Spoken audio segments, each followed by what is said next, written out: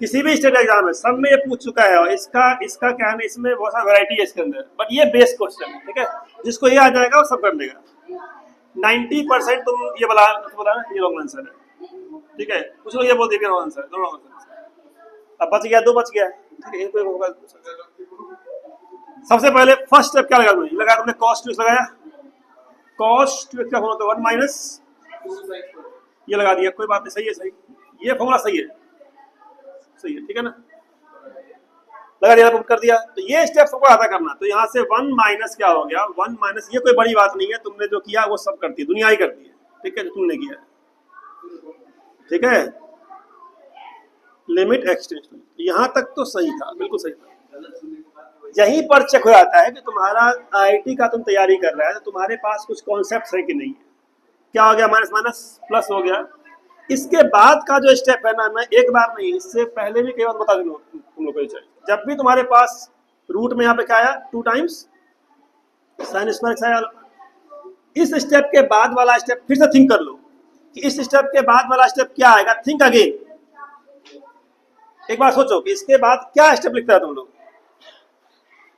जो स्टेप लिखता है ना, इसी के बाद गलत लिख रहा है तुम लोग। यहां तक ठीक है, up to this is correct. 2 है रूट में तो रूट 2 निकाल दिया, ये भी करेक्ट है, ये भी करेक्ट है। क्या लिखेंगे, साइन स्क्वायर एक्स रूट में है, क्या लिखेंगे, ये मैं करा चुका तुम लोग पहले। मॉड साइन एक्स लिखेंगे, मॉड साइन एक्स आएगा, बस मैं चीज मॉड साइन एक्स आएगा। लगाया था मॉड साइन एक्स, किया था, तब कैसे गलत हो गया तुम्हारा, एक्स हो गया ये। तो mod sine x by x, limit क्या है, एक्स टेंड्स टू 0।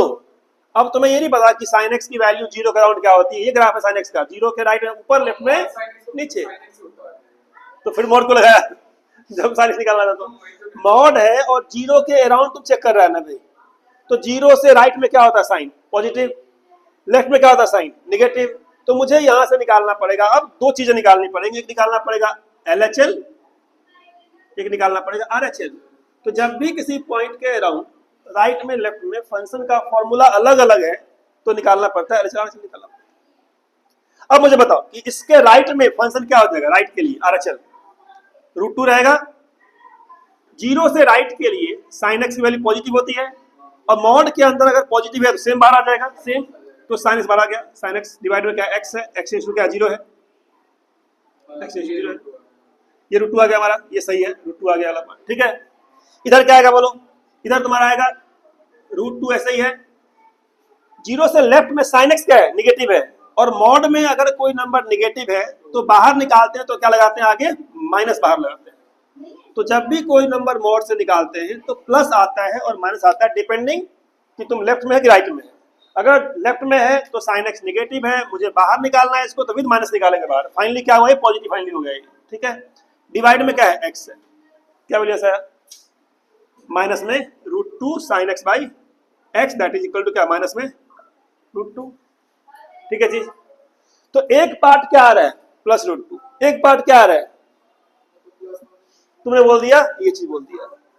अरे भाई लिमिट का कॉन्सेप्ट ही नहीं पता तुम्हें। फिर तो लिमिट में क्या होता है, लिमिट में हम लोग बोलते हैं अगर LHL RHL इक्वल होगा तभी बोलते हैं लिमिट एग्जिस्ट, लिमिट एग्जिस्ट, ठीक है।